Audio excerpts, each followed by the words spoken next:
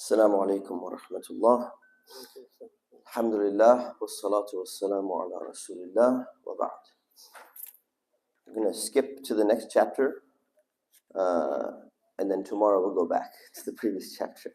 But for today, because Friday is supposed to be shorter, Saturday can be a little bit longer. The next chapter is Babun fi tahrim al-namima, wa hiya naqlu al-kalami bayna al-nasi ala jihati al-ifsad.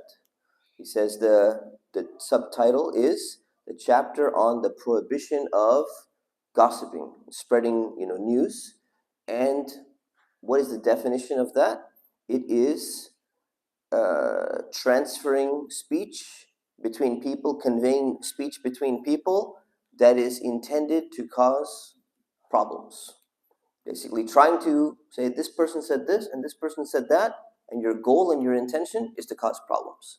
So the first verse that he mentions, قال الله تعالى هماز مشاء بنميم, describing a person in the Quran. It's saying this person is one of those people who goes around looking for faults in other people and they're spreading it around. Most of us know, we have memorized the surah Humazah. وَيْلٌ لِكُلِّ هُمَزَةٍ لُمَزَةٍ. This woe be to, this is Old English, woe to every fault finder and backbiter. And what woe means, basically, two interpretations, but the predominant one is that the people who do this behavior, they better watch out on the Day of Judgment.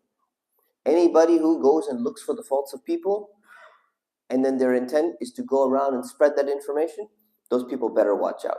So the hadith is a short hadith. وَعَنْ حُذَيْفَةَ رَضِيَ اللَّهُ عَنْهُ قَالَ قَالَ رَسُولُ اللَّهِ صَلَّى اللَّهُ عَلَيْهِ وسلم, the Messenger of Allah said, لَا يَدْخُلُ الْجَنَّةَ نَمَّامٌ مُتَّفَقٌ عَلَيْهِ. That a person who goes around spreading gossip with the intent to cause problems, or even unintent, but mostly intent to cause problems, they will never enter Jannah. They cannot enter paradise. And this hadith is in Bukhari and Muslim. So the Messenger of Allah ﷺ was warning people. He said, if you're one of those people that do this, remember that this is going to lead you to the path to hellfire. People who do that type of behavior, they're not the type of people who are going to be able to make it to Jannah. That's how serious of a sin it is. And and we have to think just for a moment about the psychology.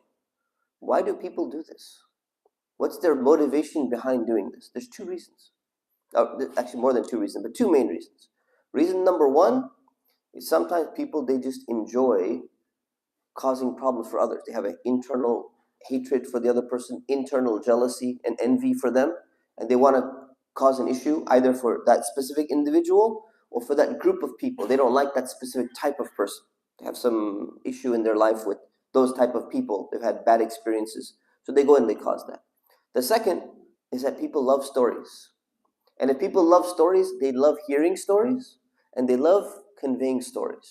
And when they convey a story, Imam Ghazali explains this in his Kitab al-Ihya. He says, when people tell the story and they see the other person listening attentively, they say, wow, really? He did that? She did that?